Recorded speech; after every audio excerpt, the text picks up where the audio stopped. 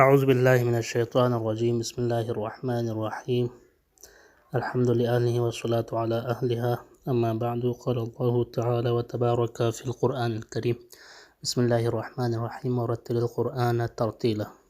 آج ہم احکام مد کے حوالے سے گفتگو کریں گے کہ مد کی کتنی قسمیں ہیں اور کہاں پہ واجب ہے کہاں پہ جائز ہے، تو اس حوالے سے ہم گفتگو کریں گے انشاءاللہ۔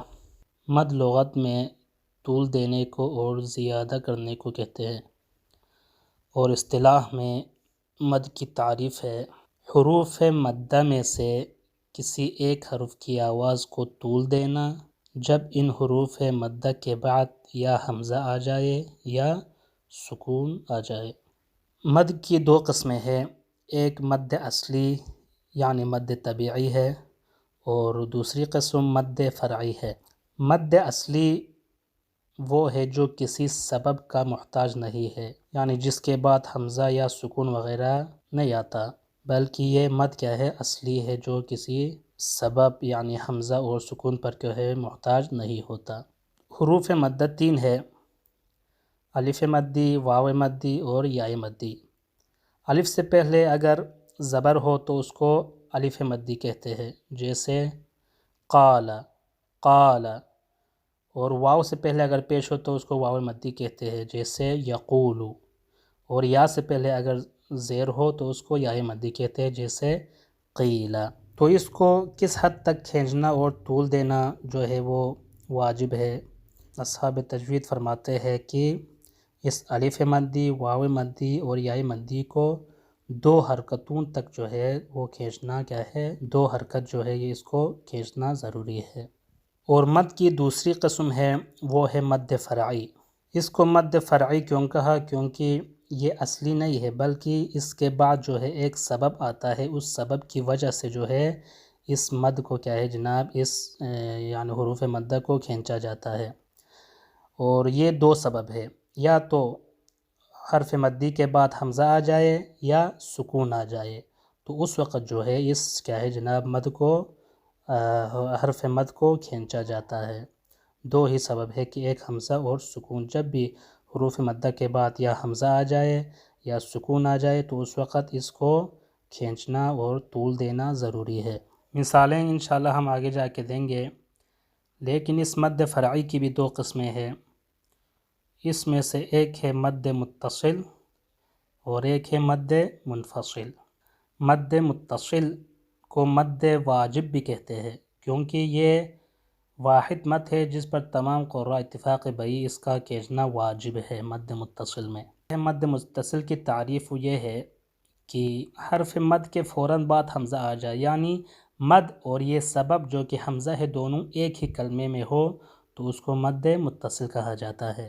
جیسے اس کے لیے آپ لوگوں کے چند مثال دے دوں کہ من یشاء من یشاء، تو یہاں پہ یشاء میں جو الف ہے یہ الف مدی ہے، اور اس کے بعد فوراً بعد کیا گیا حمزہ جو کہ سبب ہے کہ یہ اس مد کو آپ کیا ہے جناب مد متصل کہتے ہیں۔ اسی طرح ان اللہ وملائکتہ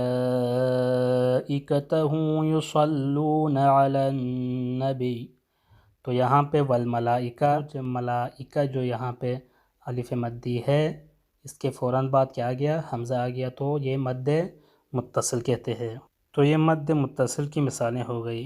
اس کا حکم کیا ہے کہ کتنا کھینچنا ہے اس کو؟ تو اگرچہ اس کی مقدار کے بارے میں جو ہے یہ اختلاف ہے، لیکن اس کے وجوب کے بارے میں اس کو کھینچنا جو ہے مد طبیعی سے زیادہ کھینچنا چاہیے۔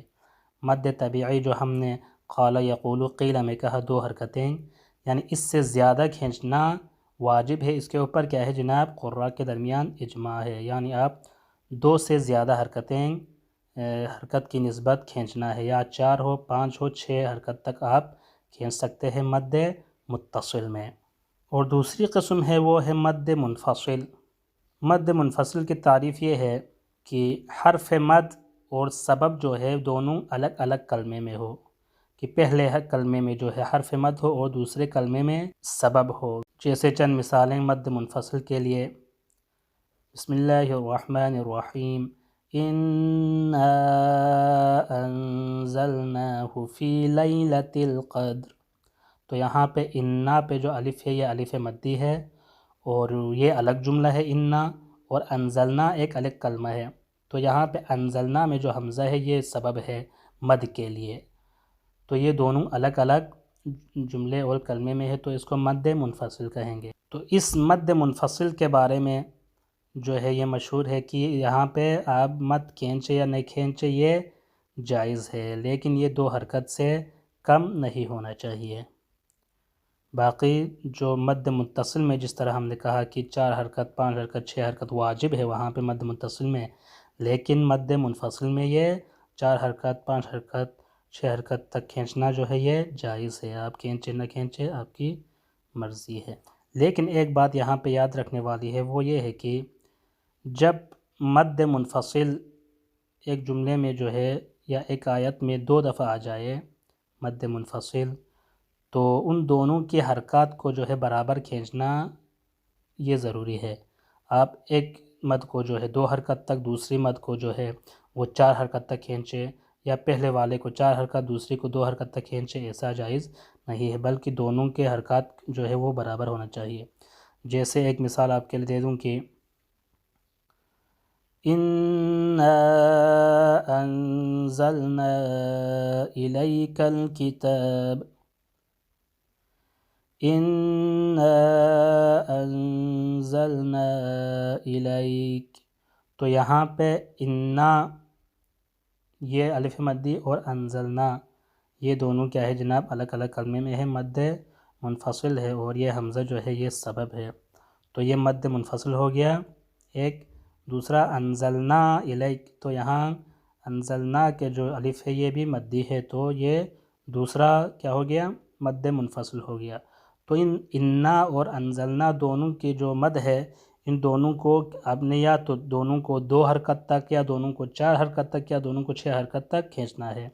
یہ نہیں ہو سکتا کہ آپ انا کو 2 حرکت تک اور انزلنا کو 4 حرکت، یا انا کو 4 حرکت انزلنا کو جو ہے وہ 2 حرکت کھینچے، ایسا جائز نہیں، بلکہ دونوں کے جو مد کے ہے وہ کیا ہونا چاہیے برابر ہونا چاہیے۔ یہ ہو گیا مد متصل اور مد منفصل کے بارے میں، کہ آپ نے یہ یاد رکھنا ہے کہ اس حروف مدی کے بعد اگر حمزہ یا سکون آ جائے تو اس وقت یہاں پہ کیا ہوگا، مد متصل ہے تو واجب ہو جائے گا، اگر مد منفصل ہو تو اس وقت یہ جائز ہو جائے گا۔